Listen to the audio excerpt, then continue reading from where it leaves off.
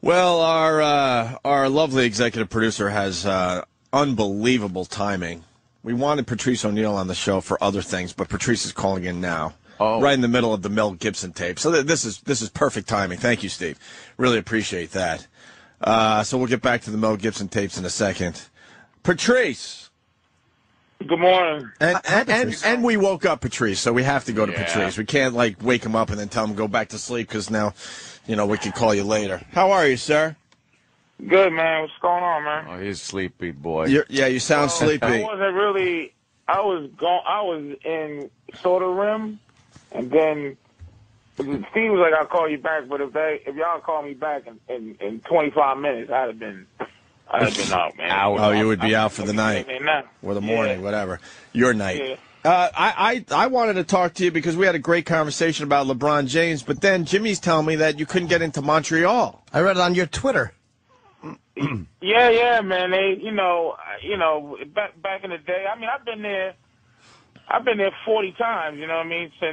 Since '95 or so. But I drove up. I usually drive up now because I don't like to fly. They don't have big planes, and so I don't get on any little planes. So I drive there now, and they always give me problems or whatever just because it's I don't know what they see, but they let me in. So I went up there this time. Patrice, you look really scary. Well, look, First man, impression, you look very scary, and then we realize you're just a lovable fucking... He's not lovable. He's lovable. I love Patrice. He's lovable. When you get to know him, he's lovable. Huh? I wouldn't say I was lovable. I would say that I'm not. That I'm not. Look at. I mean, you guys. Jimmy looks like a Nazi, and you look like Dan Gilbert. From the Cleveland. And Anthony doesn't look like what he is, but he is what he is. But you know me. You get to know me. I mean, I'm whatever. But the girl, One thing you don't do when you go to Canada, you don't try to be charming. I've learned that you take it the way somebody wants to give it. So they look at you, they look at your paperwork. There was two phases. One was like the toll booth thing that you go through. They could stop you there, but he let me through because I had all the work permits. And when you get the work permits, they do checks on the work permit. So you can't even get a work permit unless they do a check. So if somebody does a check, give me a work permit. I've been there a million times. They send me to the immigration, to do whatever they got to do because of the work permit. Right. So if I didn't have a work permit, I probably wouldn't have to go deal with that. But I go into immigration, and I go up to the Swiss Miss Instant Cocoa girl with two braids and glasses. She looked like the chick that Jaws was fucking in Moonraker. The little nice reference. Like okay. You know what I'm saying? Right. So I go up. She's like, what do you here for? And I'm like, I'm going to do the comedy thing. And just for laughs. She's like, what do you? I go, yeah, here's my thing. And so she's back there. I'm thinking she's gonna come back, ask me a couple of questions, but it started going into about a good half hour. Now I had driven. It had been 6 hours at that point. I had driven up there, so I got there about 8:30. This was Saturday, and I saw her pull down two big ass books, look like Bibles and shit. I was, God damn, what's going on? Sitting there another half hour. Finally, wow. She's like, me stay there. I need your registration for your. I said, shit. They never asked for shit like this. They started to do shit they ain't never asked before. So I'm like, oh, shit. So I'm keeping my head because I always thinking to myself, I'll go back home. There's nothing more comfortable than my house. Fuck Canada, but I'm thinking, shit, I gotta go up there. I got a show. So I'm like, fuck, all right. So I give her my registration, and I'm like, miss, what's going on? Sit back down, please. I said, oh, this ain't good. So another half hour, I come back. She calls me in through another door, past the door that you come in. It was a special door. I'm like, all right. Oh, shit. Yeah, so another one who's a black-haired version of her, just young, good-looking chicks. She says, "What's your social security number?" I go, I don't know it. And she's like, Wait, do you know it and you didn't want to tell them, or you don't know it? Yeah, because this is all new shit. Right. This is usually they just look at you, they look at me and go, "Yeah, I done that," and then they, they do the Clouseau shit, and then they fucking let me through. This time, a social security number. I go, I don't know it. I said, what's going on? She goes, I need your social security number. I go, Then the other one, the Swiss Miss girl comes up and she bangs on the table and goes, "You've been convicted of rape." Oh, shit. Easy. You're not supposed to be yelling those shit out.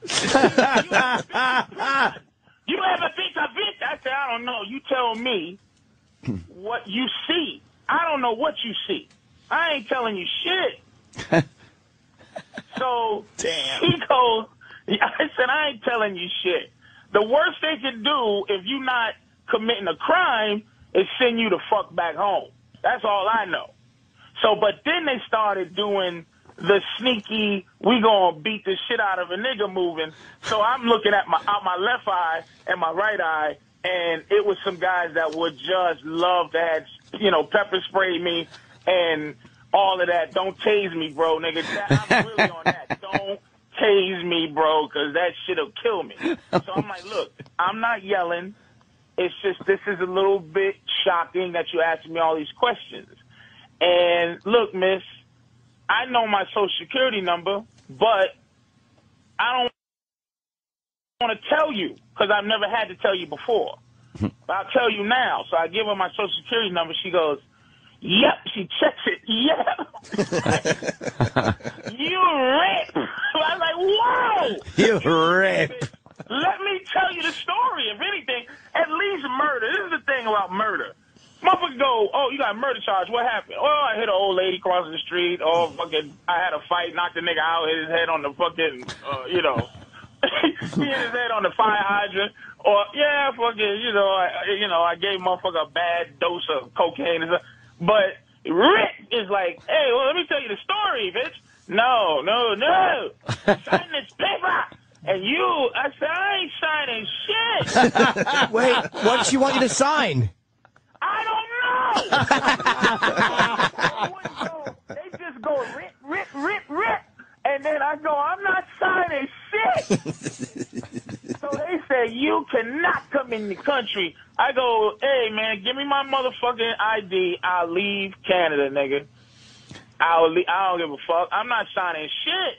So they they followed me outside, put me in the truck, send me back. Wait, the paper. Okay, they put down refuse to sign. It was a refusal letter, which is now on my record. If you get refused to go into Canada, it's on there that you were refused. Oh shit! I was refused in '92, and they still asked me about it. So why were you refused? A different set of circumstances. I'll go into it.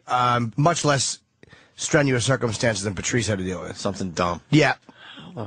And the Patrice story he told on this show a while ago. I mean, it wasn't rape. Simple as that. No. We don't have to get into it for the next hour. There's no, we joke about the shit, the right. Rapey, rape. It's just like Rapey, rape. With that shit. But when there's enough motherfuckers, especially when white boys get into that situation, man, the Scottsboro boys, but when the Duke lacrosse boys get into that, and then you get the Tawana Brawley shit, the more that shit happens, the better, the less like a rip-it side look, right. Look, man, it's like you 17, you fuck a 15-year-old.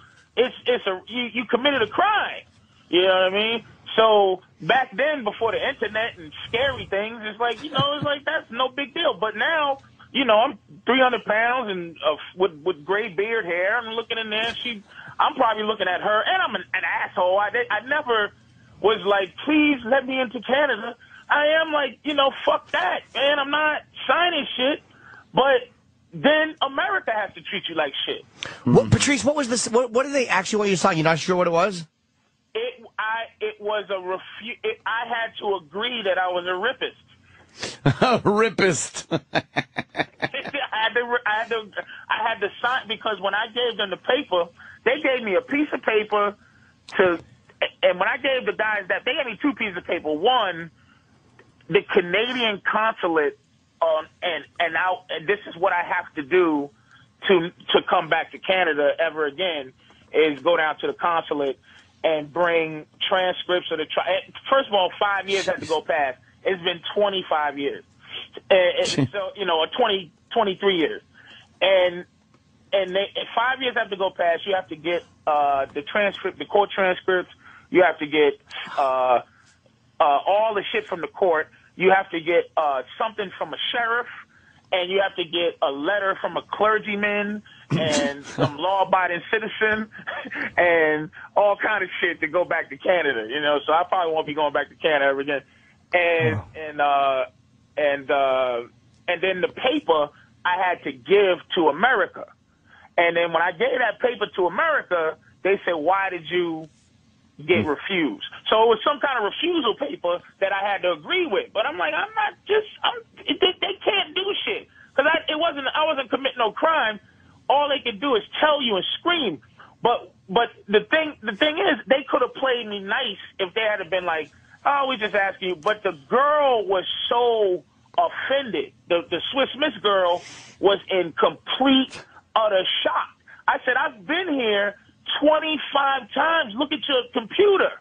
They wasn't on it. She was, and then I go to America and they say, "Well, they can do that. And there's no protocol at the borders. There's no protocol at the border. They just make it up as they go along." You can make it up as you go along. And she didn't want to hear your story when you said, I could explain that. Well, I wasn't going to explain that. Okay. I'm saying that to you guys, like, as soon as they see that, it's like, that's what it is. Right. There's no explaining. I don't even say that I know what that is. They ask me, "You live in Massachusetts? Have you ever been to jail?" I said, "You tell me." You tell me. I'm looking at you. You got it right in front of you. You tell me. Right. I don't know what you think I did. And she said, "Rat." I said, "Oh, Jesus Christ, bitch. Please don't say that out loud." Because me and the other African families in here, we already uncomfortable. Are you saying it was only black people in that special room? Motherfucker, I almost don't want to say it because it sounds made up. But it was nothing but niggas stuff in there. Oh, shit. And French niggas, too. They're going, "Look at BB." Like, you don't give a fuck. You Pepe Le Pew. You can be anything you want, nigga. They fucking with niggas at the border, man. Oh, fuck. I'm not going to say it's racist. I'm going to say it's it was a lot of black people there sitting there, and they went buck wild, and they did the whole, okay, here's a big... And then they did it in the U.S. Usually I get the worst going back to the U.S., But I always stay arrogant. I don't want to stay like belligerent, but I always stay like, who gives a fuck? Send me home. But this time I was driving. So like I said on the Twitter, I found out that I can drive 12 hours straight. I need to. You fucking fit me home. You drove 6 hours just to turn around and drive 6 hours home. Damn. Here's the best part of this shit. I'm having a nervous breakdown. Like, why is life, doing this to this month? Mm-hmm. Life is just being hardcore. So I'm like trying to keep my head up. Here's the best part of the story. The best thing that happened to me the whole day. For years, I've been going to McDonald's and saying, I want a quarter pounder with cheese, no onions, heavy pickle. If they put 3 pickles on it regularly, they'll put 5 on it when I say heavy. I'm like, I never get it to where I want. I go to this dumb border fucking McDonald's, like about a mile up, sad and angry and getting ready to kill myself with a cheeseburger because it's just like, oh, boy. This dumb bitch made me the best. It was a whole layer of pickles, and I said, "Is this what it took for me to get my quarter pounder with cheese and pickles? You motherfucker!" I don't know how I got home. I'm driving through the fog of the Adirondack Mountain with a quarter tank of gas, and I got home, man. I got home, laid down. I talked to my mama on Sunday, and I haven't cried since I was 17. I cried Sunday because it just hit me. I cried like a bitch. I'm telling you, I cried like a bitch, and it was just like, what the? And you know, and I'm gonna tell you, this is getting a little weird, but I figured out something. I never thought that not having a father meant anything to me. I never gave a fuck because I always said I could have been just sperm somewhere, but I'm alive. I realized, I said, damn, I never had a mentor, a male figure mentor to just be a man better than me. So I never had somebody 60 years old to just go, damn, nothing. And so I'm sitting there trying to figure out how to be a man right now. and only thing, you know, your moms could do, God bless my mother, I love her.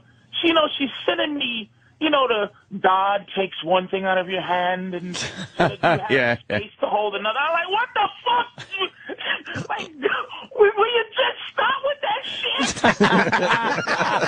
I don't need a proverb right now. To go, nigga, it's all right, man. Stop being a bitch. Let's do this. You know, fuck it. Fuck Canada. You know? So I had to get through it on Sunday morning because I didn't get home till like 5 in the morning on you know, Saturday. You know what? That's why you were crying, Patrice. You were exhausted from driving 12 hours.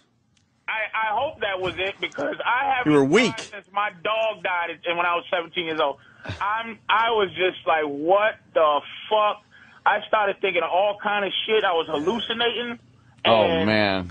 And I just lost it. But it wasn't about Canada. It was about why am I dealing with this horse shit? Like, I should have just been able to stick gum on that Canadian border window and just fuck Canada. Right. But it was just a pain in the ass. Now, I was supposed to be there Saturday. Now, you know, in Montreal, niggas, holy shit, you know, it's, you know, people that don't know the story, it's all being whatever is formulated or whatever the fuck they trying to do. Did she send you? Trying to get me over there somehow, but I don't know what's going on. Did she send you things like, and Lord, that's when there was only one? Why was there only one set of footprints? Because you weren't allowed to cross the border, motherfucker. That's why. Yes. I don't think Jesus could carry Patrice. That's what mothers can do. That's what mothers can do. And then my male friends, you know, we don't have the ability, you know, you going through that, you like, oh, man. And then you switch it to yourself like, you know, oh, man, I remember, like, if you went through that, I'll be like, man, I remember when I was at the border. Like, all I can do is relate to myself. I can't, you know, you just want to have somebody go, fuck that, and you go, yeah, fuck that, thank you. But it was like, it was just, you know, it was one of them moments, but I got through it because that's what you have to do. So it was like that situation is just haunting. But it's like it would be cooler if I had murder, even robbery. What did you rob? Oh, a bank. Whoa! It's like when you see a rip. That's what made it so much more embarrassing. She mispronounced the word. It was RIP. R.I.P. She pronounced it, but the way she pronounced it had the energy. It's just whoever invented the word was goddamn smart. It's a fucking word that you go, don't say that. She said, you're a murderer. I would look around like, you motherfucking right. This motherfucker, now fuck with me. But RIP goes right through you. If a Mongolian was like, RIP, you'd be like, oh, Jesus, fuck. Don't say that shit. There wasn't a pack of you at the time, was there, Patrice? A pack of no. Just trying to get back to the Mel Gibson thing. Good old Mel Gibson. Yeah. No, it wasn't a pack. It wasn't a pack. Mel Gibson made me laugh like a mother. I'm telling you, even getting raped by a pack of niggas was worth listening to that cocksucker. That dirty bitch out about her fake tits. It just made me laugh. And I go, you know what? I'll even let this motherfucker say raped by a pack of niggas. Because you know something? I almost, in a forgiving way, I almost can say to myself, this motherfucker, it was it wasn't racist. It was just in context of cursing this bitch out. Yep. And he said, you gonna get raped by a pack of niggas, dumb whore. In the white world. Black dudes, like he would have said it if there was black dudes in the room, like, and go, guys, I don't mean you. Just, she's such a whore.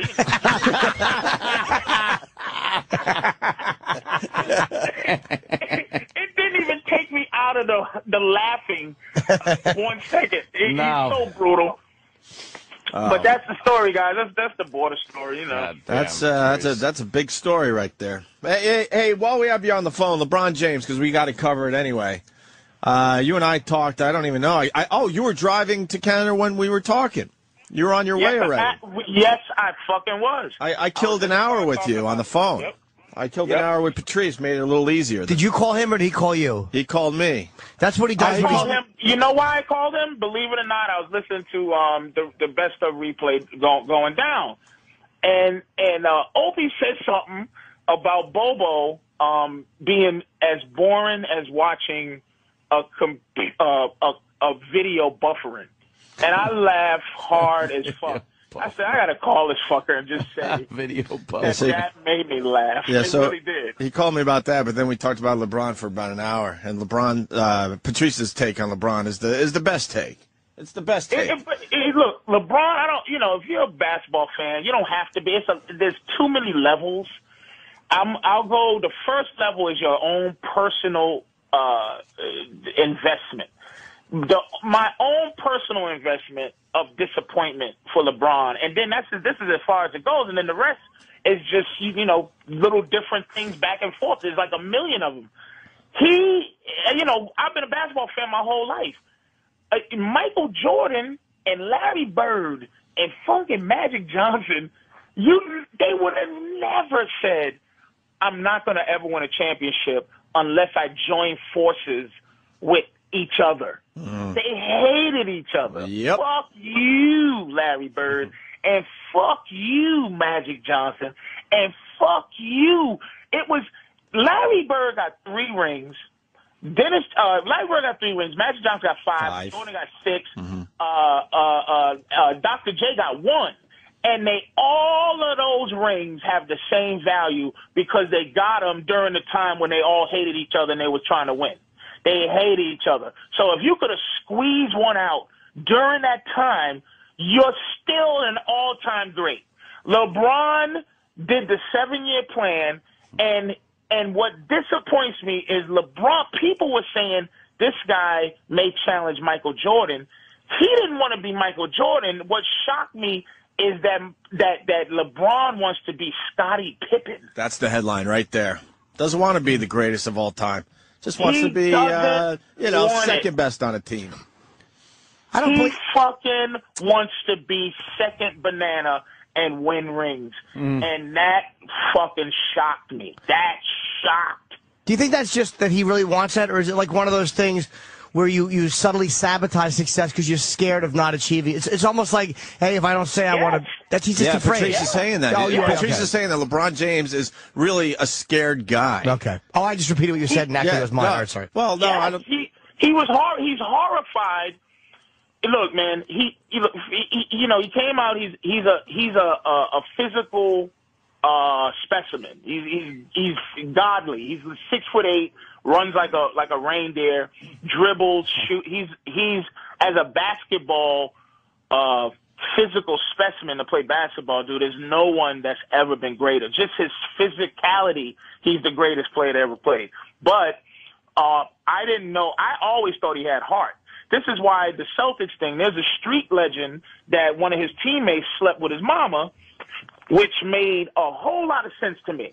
I think he to be a guy, look, he wasn't scared of the Celtics. He used to score 35 points a game against the Celtics. No one on the Celtics they're full of old men. No one could make him scared. he gave up in such a strange, distant spiritual way that I believe that the story that's in the streets is that somebody's was messing with his mama. And that would be that would be his teammate West was supposedly having sex with LeBron James. This is all conjecture and it's all fucking. Yeah, no one's really touching it. I mean, it's here and there. It's on some blog sites, but ESPN isn't covering it. That's for sure. No, because it's dangerous territory. But the streets believe it. Trust me. The street and people. You ask some black people from Cleveland call. The streets believe that because the way he left, first of all, as it's going on, because it's still big news, unbelievably. His little thing they did in Miami where it was him, Wade, and Bosh kind of dancing. LeBron dances better than that. If that makes sense. His spirit, he didn't want to leave Cleveland like that. There was something deeper than what we know. It was some kind of betrayal. That dumb owner, Dan Gilbert, he or whatever his name is, this fucker, if he had kept his mouth shut and had some sophistication, we would still be saying LeBron is an idiot and a coward. But now you go, wait a minute. This is the kind of guy that LeBron was working for? Wait, what'd the guy say, Patrice? Oh, Gilbert's been saying a lot of shit. A lot of great shit. The shit he said when I thought he was emotional. Yeah. Wait a minute. The shit he said when I thought he was emotional was enough. And I go, okay, I'm going to let him get away because he's emotional. This motherfucker owns Big Heads. You know Big Head Company, right? No. It's the company that sells giant wall stickers, life-size giant wall stickers. Oh, okay. Of different players. Baseball, it's the exact replica you stick on your wall, you buy it for your kids, whatever. He 2 days later, he lowered the price Listen to this. of the LeBron James one from $99.99 to $17.41. $17.41, because that's Benedict Arnold's birthday. That's when Benedict Holy shit. Oh, yeah, he is pissed. He's a fucking asshole, this guy. He's pissed. Vindictive, dirty motherfucker.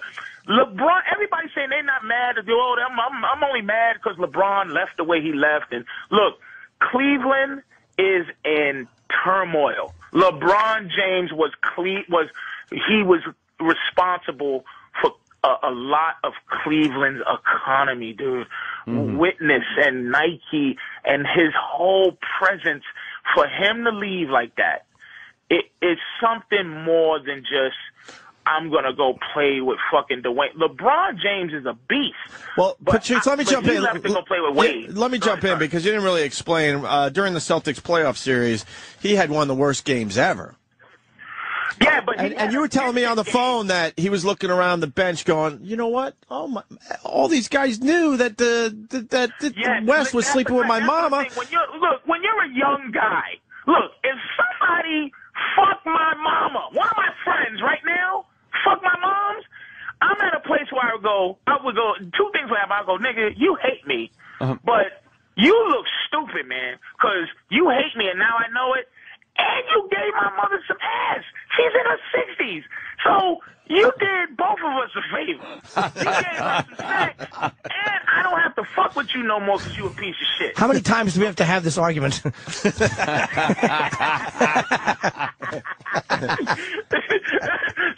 wait a minute, though. So, as a 25-year-old guy, first thing you do is if you find out somebody done mess with your moms, you go, who the fuck knew?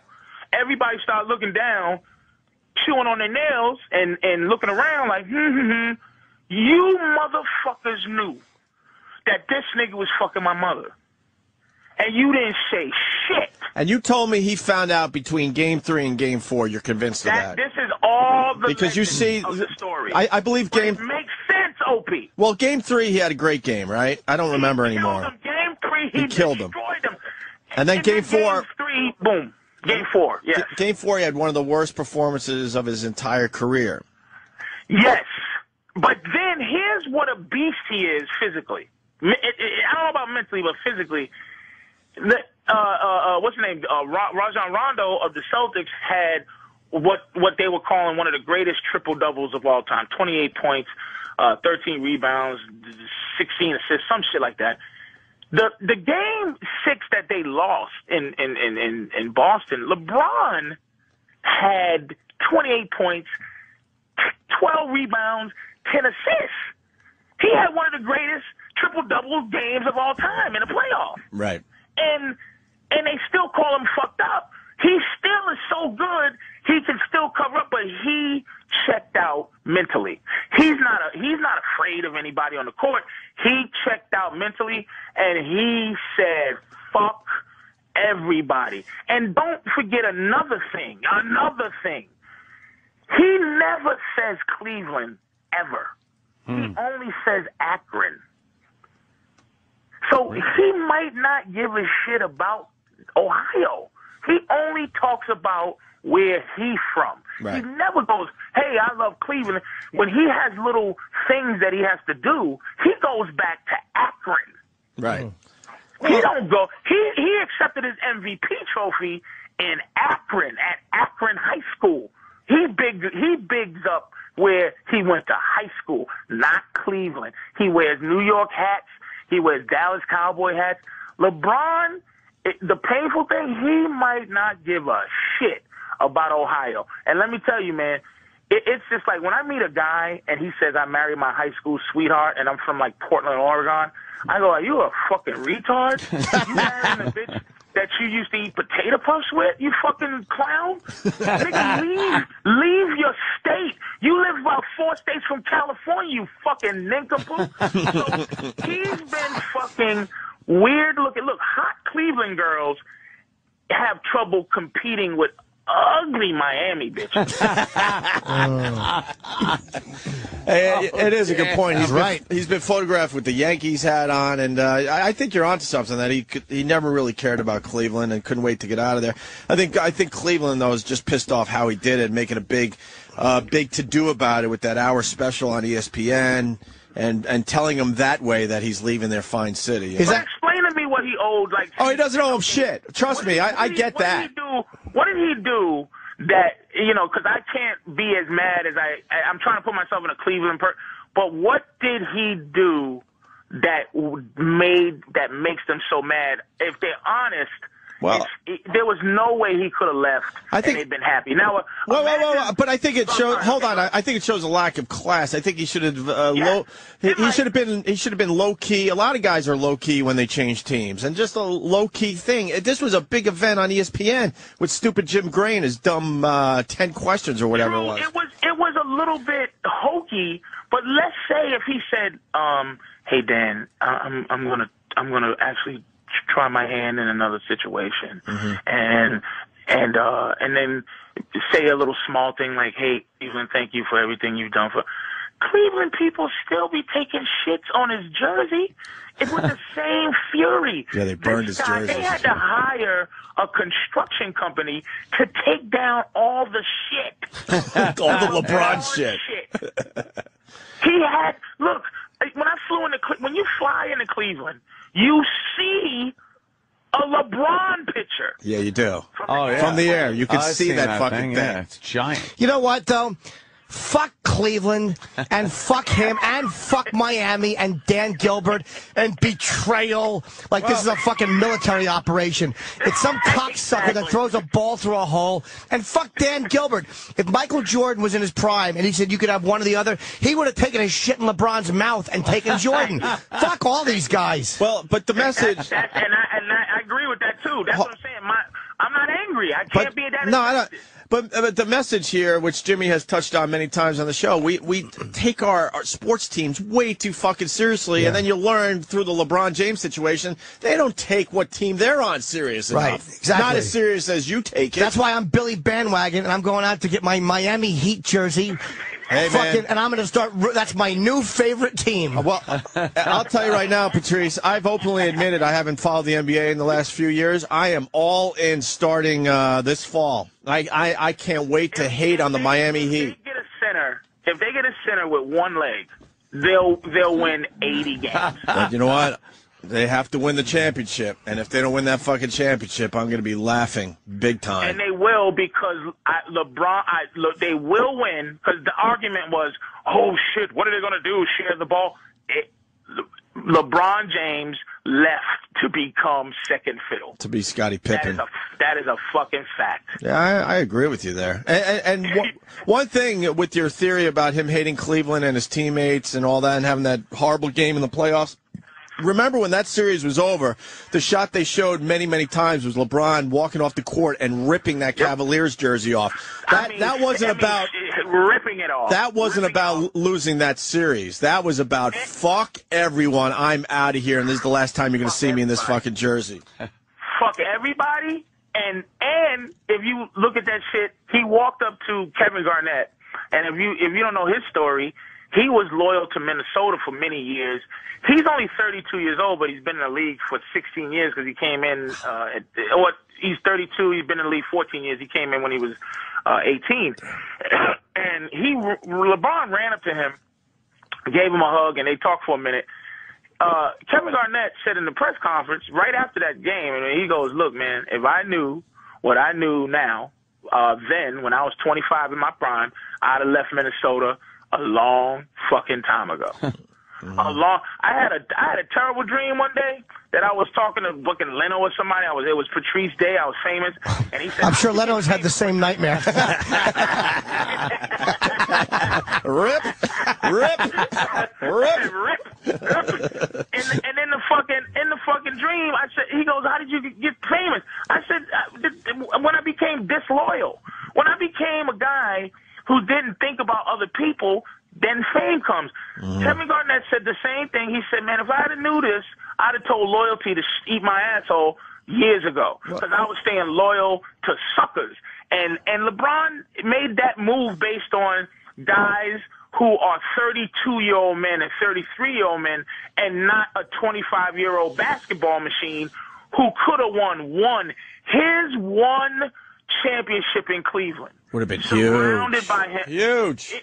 He wouldn't have needed another championship ever. Well, he had the key to the city for life. And you got to throw this into the equation. I think Cleveland went 61-21 last year, I believe. They were pretty close to 66 the year before. They were pretty close to winning a championship. Maybe in the offseason they get another player, and they would have been right there again. So it wasn't like he was leaving a team that sucked. He just not. He wants other guys to play. Listen, he got Dwayne Wade, who is he's arguably the third best player. Kobe's 1, LeBron's 1B, and fucking Dwayne Wade is 2 in terms of the best player in the league. He is a beast. I mean, a beast, and he likes to win. He beat Dallas by himself. And when they won that championship, man, because Shaq was breaking down at that time. All he needed was half a Shaq, and he won a championship, man. LeBron is, he made the right move in terms of going with the right person, but for his legacy, for who we thought he was, for all the props that we gave him, he made a bad fucking move. Do you think? Let me ask you a question. Do you think there was a move that he wanted Cleveland to make? You guys are much more basketball knowledgeable than I am. Yeah, Amari Stoudemire, the guy that's in New York now. In New York. And Gilbert, he had a guy named J.J. Hickson on the bench that he looks at for the future. J.J. Hickson could be good. In 3 years, he could be great. Amari Stoudemire is a bona fide beast right now. Beast. The guy that's in New York, that New York signed. Bona fide, will dunk it in your fucking face any chance he gets kind of guy. LeBron could have got him. Dan Gilbert wouldn't give up J.J. Hickson for Amari Stoudemire. He got the guy Antoine Jameson from Washington Wizards instead, who is serviceable. So he's a serviceable guy, but he's not a legitimate number 2. He needed a legitimate number 2 who is really has the one mentality, like a really, and Amari was that guy. Amari was a guy, you dump it down to him and you unleash him like a fucking pit bull, and LeBron could smile and he doesn't have to beat you but see, the great ones wanted to beat you by themselves. LeBron he got scared, and he was on the Jordan game plan, which is 7 years. But Jordan, if it took him 20 years, he'd have won a fucking championship. I think it took. I didn't realize LeBron was that guy. Didn't it take Jordan 6 years to win with the Bulls? I think it took him 7 years. 7 years, so 6 years where he was, and he won in '91. And the thing is, it's not like Jordan had that game plan. Jordan wanted to win day one. Right. It's the 7-year plan. Jordan hated the 7-year plan, but Bill Russell won every year since he was in the league for 13 fucking years. So Jordan wanted that. He ended up winning it because he got Scottie Pippen, and he got this triangle system, and that's the same thing that happened to Kobe. He got the triangle system. He got a couple of good players. Years to be 30. All right, listen, because we got to move on to other things, but I do want to ask you about the Jesse Jackson thing, which, and you heard the Jesse Jackson thing. I've been asleep on that one. I know he called this thing. He called Dan Gilbert a slave owner, and LeBron's not a slave, and blah blah blah blah blah. Well, I mean, look, man. I think the sad thing is when you're dealing with racial issues, right? A guy like Jesse has used, even if he makes sense, he's used up. White people automatically go, I don't want to listen to fucking Jay. If he even says something that's legitimate. Right. If I look at Dan Gilbert, the argument beyond race is the ownership of the team, which is you will fuck anybody you can fuck to get your way. And why are you on LeBron talking about disloyalists? First of all, as an owner, he's like, we did everything. You're supposed to do everything. Of course, that's your job. The greatest player ever. Right. That's your job, Mr. Owner. You're supposed to build a team to win a championship. So shut the fuck up. But the thing I think Jesse's talking about is living with the arrogance of white people, and this is one of the most arrogant parts. And this is what I learned getting in trouble when I was young. The white system, you take away, you're white and you're white. It's a system. It's a system when black people say white, and the system is, nigga, I don't give a fuck how you really feel. Just smile and be grateful. That's the system. Well, let me read. So, that's it. Yeah, let me read what Jesse said about Dan Gilbert. He's an asshole. Exactly. All right, let me listen to it with black ears. Let me listen. Take the stolen iPod buds out. That was my racial joke. Well, Dan Gilbert said that LeBron leaving, it was cowardly betrayal or something like that, right? So, Jesse, the big quote in this is, his feelings of betrayal personify a slave master mentality. He sees LeBron as a runaway slave. This is an owner-employee relationship between business partners, and LeBron honored his contract. Well, of course. Jesse's right. But you're not. No, he's not right about the slave owner. To bring in the slave master mentality. It's like, fuck you, Jesse Jackson. Bringing up slavery all the time. I agree with Jesse. That's enough. And let me tell you. You don't want him to leave, then fucking he should have hobbled him. I don't agree with the fucking... Yeah, he was a true slave owner. Yeah. I think, and believe me, I would never defend Jesse Jackson. I think the guy is a tool, a complete tool. Yeah. But I think what he's saying is the arrogance to use language like that as an owner about betrayal, when it really is an employee. I agree with Jesse completely. That's fine, but he's gotta fucking bring the slave owner mentality. Wait a minute, though, but you're taking it. I don't know any multi-million-dollar slaves. Literally. Exactly. Huh? Well-paid slave. The analogous way to look at it is like this. Look, David Stern, who's the commissioner of the NBA, everybody's talking about how David Stern is not going to let this bullshit happen again. Like, we're not going to let players collude with each other, because this is more conjecture, is that LeBron, Dwayne Wade, and the other kid, Bosh, colluded to do this. Do you think that's the first time that has happened in NBA history? As open as, because free agency hasn't been, what it is. I mean, and another thing though, also know, because Isaiah Thomas hated Karl Malone, and what I mean by that is, Fuck him. I'm not fucking playing with that fucking homo. Fuck him. He hit me in the eye and bust my eye open. Fuck that motherfucker. Get me some unadulterated motherfuckers so I can beat that bitch. And that's what they used to do back then. Now they're buddies. They go to each other's weddings, and it's Facebook Day, man. Everybody's a fucking friend and a buddy. So they colluded supposedly since 2006 after they played in the Olympics, and they all found out they love sushi, and they probably all, I don't know, my father, the whole stupid shit.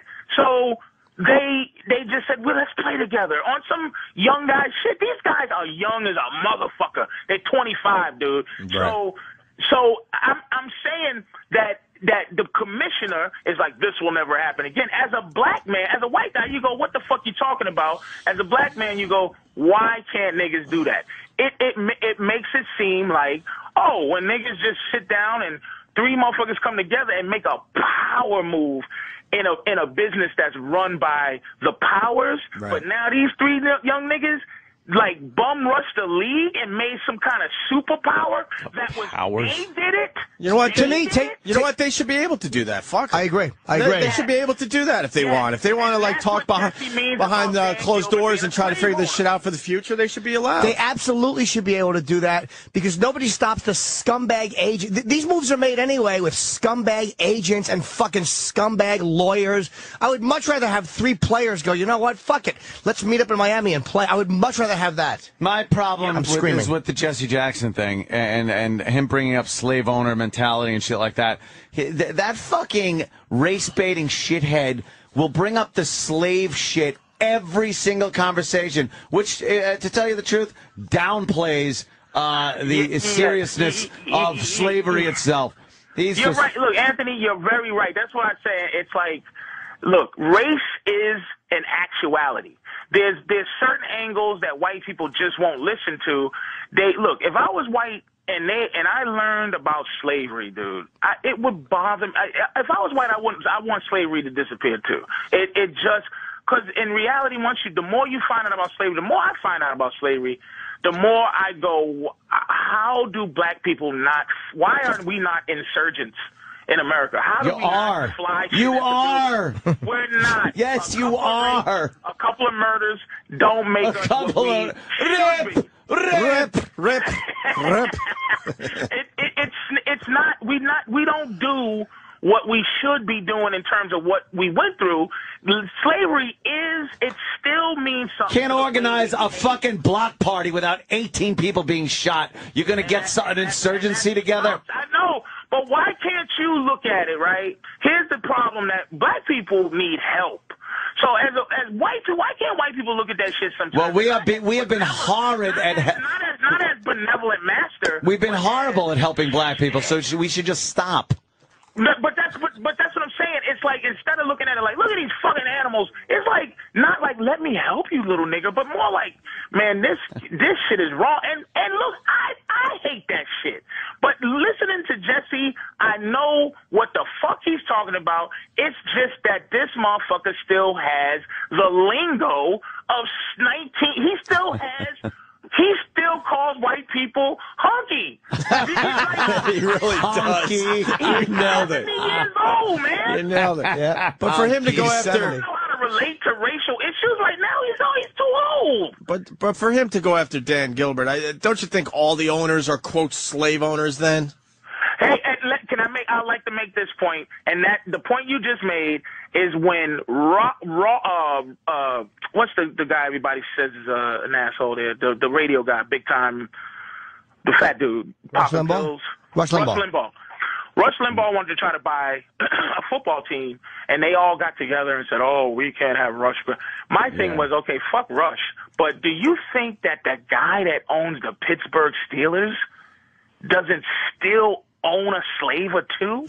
He's 99 years old. He's the cheapest team.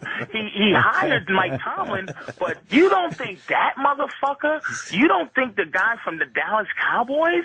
You don't think Jerry Jones has a nigger laugh once or twice? Everybody's a fucking liar. That's the biggest thing. You're right. Too many lying motherfuckers. Much more happy. Everyone's a fucking liar. Bunch of liars. I want to get into this a little later if we could, but the brand new and improved Black Panthers, that whole movement that's going on right now. Jesus Christ, you have been on vacation. Oh, my God. I have just been on their site. I'm reading their 10 goals in life and what they want to attain and reparation. And I'm sitting there going, this is just as bad as niggermania on the other end of the spectrum. Was you having niggermania running in the background? Yeah, I had both up on one on one computer, one on the other, and I was having a computer race war. Dude, the fucking guy, I saw the speech he made, the Malik Shabazz. Yeah. Honestly, it looked like a sketch off the fucking Chappelle show. It didn't even look real. It was like, who cares? They're wearing their goofy uniforms. It's just silly, kind of angry, nerdy black guys in the background. You know what, though? They're not taken seriously as if you get 3 fucking white guys together. I agree. That are preaching the Second Amendment, and you have a fucking militia that's ready to take over the fucking country. You get fucking 10 black guys. The sad thing, though, Anthony, is that the white people get to separate from other white people. The thing is, you can't believe how many black people want to agree with you, but they just cannot because of the lying that's going on. So we have to like go, oh, the new Black Panthers, that's right. We have to raise a fist, but this motherfucker might be goofy, but the fact is, black people got to go see Tyler Perry movies because they black. and all these people sorry about that. Manipulate. That's the second worst atrocity to black people. Exactly. White people get to have your foolishness and you get to laugh at it, but black people can't laugh at nothing that might be foolish if it's riding on the horseback of race. Mm-hmm. And there's a lot of silly shit I want to dismiss, but I can't dismiss Jesse Jackson. Anything he says, I have to look at it and go, and then I have to be fair about it. But that's the thing. We're not allowed to be fair. Like I said to Opie a long time ago, if you remember the old Geraldo Rivera show, when they had race talks, it would always be Mr. Negropolis from Harvard University, went to school his whole life. Fucking versus you look and niggas get sickle cell anemia. That's so true. Yep. Just I mean, this country has no respect even for our highest thinkers.